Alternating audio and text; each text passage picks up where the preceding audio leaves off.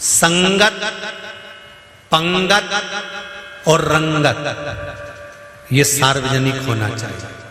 जम के बोलो, क्या क्या जम के बोलो जरा। संगत, पंगत, रंगत। रंगत का मतलब होता है रहना।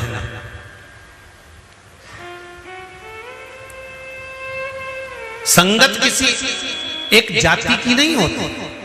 सद्गुरु, संत, साधु, सन्यासी, तपस्वी, एक कथाकार, एक व्यास वक्ता, एक प्रवचन देने वाला, एक भगवान की भक्ति में डुबोने वाला, ये कभी नहीं कहेगा कि ब्राह्मण को मैं सुनाऊंगा, कि वैश्य को सुनाऊंगा, कि क्षत्रिय को सुनाऊंगा, कि शूद्र को सुनाऊंगा।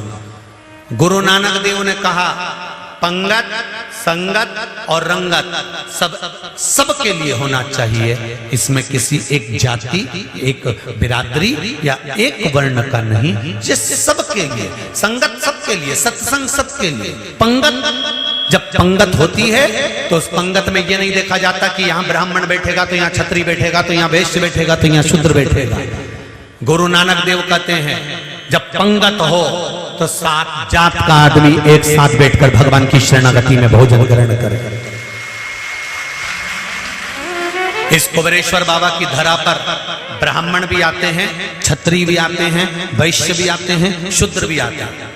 और जब आप लोग खिचड़ी प्रसाद खाने के लिए खड़े होते होंगे, 7 जात का आदमी हाथ में थाली लेकर खिचड़ी प्रसाद को पाता है। यहाँ ना तो ब्राह्मण, ना क्षत्रिय, ना वैश्य, ना शूद्र, यहाँ तो पंगत एक है। और यहाँ कितने ब्राह्मण बैठे हैं, कितने क्षत्रिय बैठे हैं, कितने वैश्य बैठे हैं, कितने शूद्र बैठे हैं, ये हमको भी नहीं मालूम। इस कथा में कौन कितना वर्ण का, किस वर्ण का बैठा है कि कोई मतलब नहीं कि किस वर्ण का है। यहाँ तो गुरु नानक देव ने अपनी भाषा में कहा कि संगत भी सबके लिए हो और पंगत भी सबके लिए हो, और रंगत अर्थात रहने की व्यवस्था भी।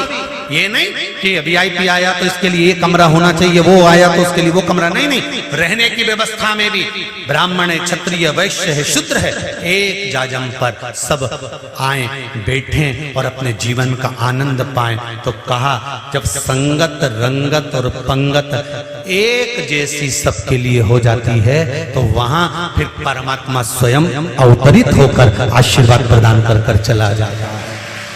जब रंगत, संगत और पंगत एक जैसी हो जाए तो गुरु नानक देव कहते हैं फिर वहां मेरा राम, मेरा कृष्ण, मेरा शिव, मेरा परमात्मा स्वयं आकर विराजमान हो जाता है। फिर वहां छल नहीं रहता, वहां कपट नहीं रहता, वहां बेईमानी, वहां प्रपंच नहीं रहता, वहां समता का भाव है।